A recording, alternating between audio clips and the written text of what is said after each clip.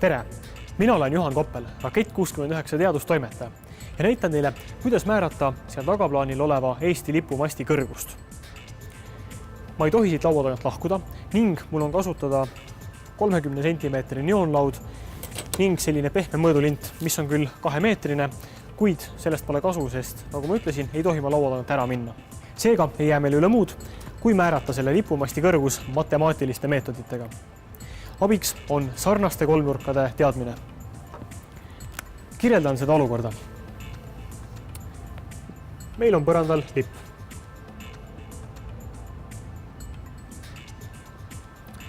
Ning see lipp on lauast mingisugusel kaugusel. Meil on teada, et laua esimesest servast on lipp 11,4 meetri kaugusel, kuid see meid väga palju veel ei aita. Meil on vaja siia lisada täiendavaid tähistusi. Tõmban siia mõned jooned. Kui siia vedada sellised pikad sirged, siis näeme, et need sirged koonduvad ühes kohas, siin laua kohal. Kohe selgitan, kuidas neid sirgeid tekitada. Lipumasti kaugus sellest vaatluspunktist on selline, tähistame selle K-tähega ning me soovime teada, mis on selle lipumasti pikkus. Tähistame selle P-tähega. Kuid teeme siia ka ühe väikse kolmnurga juurde. Näiteks siia laua otsa.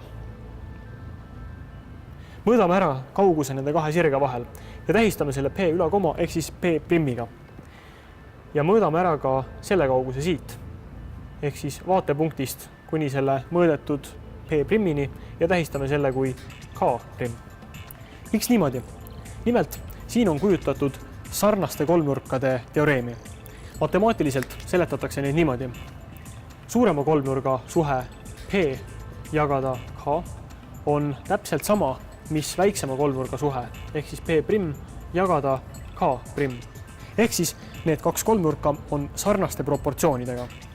Siit omakorda võime me avaldada, et P jagada P' võrdub K jagada K'.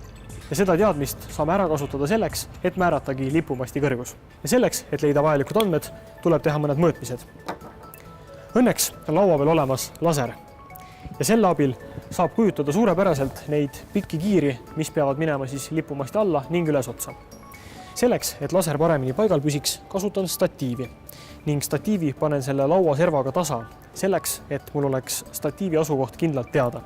Nüüd kinnitan laseri selle statiivi käpa külge ning kui seda õigesti teha, siis vajutab käpp ise laseri nupu alla ning laser põleb pidevalt. Nüüd tuleb sihtida see laser paika selliselt, et see täpp näitaks lipumasti all osas olevat punast rõngast. See on see kriips, millest alates me peame mõõtma. Nüüd on meil tekitatud see alumine kiir, mis on siis joonisel kujutatud siin kohas. Märgime selle ära, kasutades laual olevat puulatti. Asetan selle laua ette serva ning otsin nüüd üles, kus see laser on. Ning nüüd on meil fikseeritud, et laua pinnast just nii kõrgel on see alumine joon. Nüüd sihime laseriga lipuvardu ülemist osa.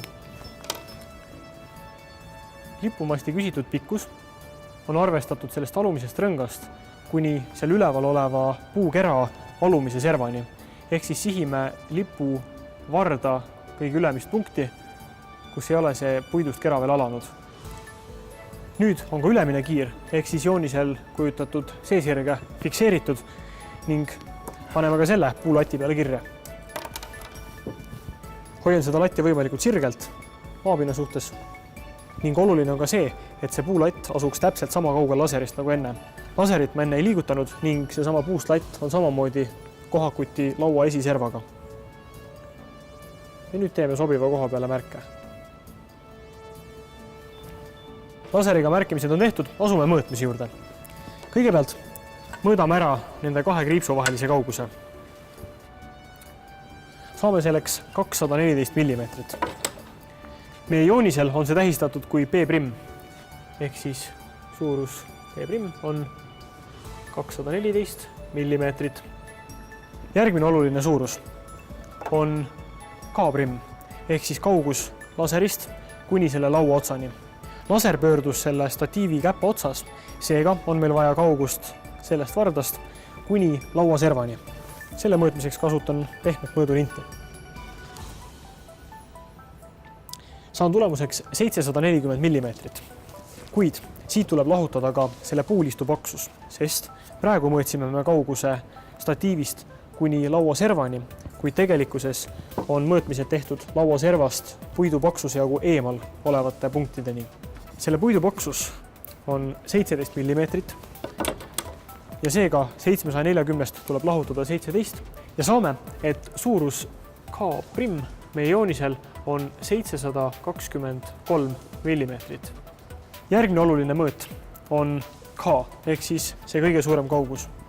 Meil on ette antud, et kaugus lauaservast kuni lipuvarda keskmeni on 11,4 meetrit ehk siis 11 400 millimeetrit ja sellele tuleb lisada see K' pluss tegelikult ka selle puulistu laius ehk siis enne mõõdetud 740 millimeetrit.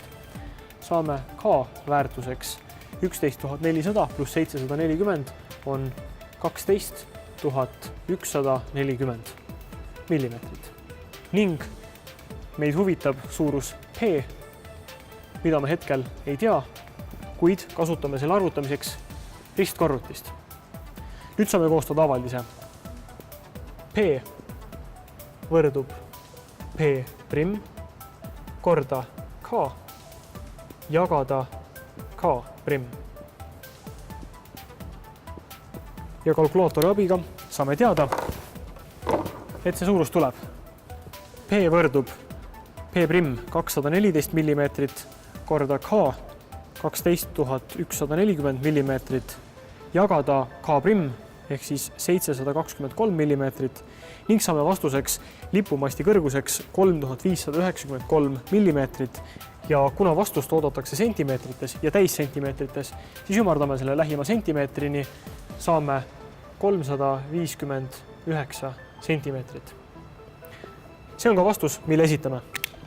Kontrollime, kas see õige on. Sisestame vastuseks 359 ning see vastus on tõesti õige. Selle lipumasti tegelik kõrgus on 358 sentimeetrit, ehk siis antud metoodikaga eksisime me vaid ühe ainsa sentimeetriga. Pole ju sugugi paha. Ja täpselt nii lihtne ongi määrata matemaatika abiga kaugel asuvate objektide kõrgust.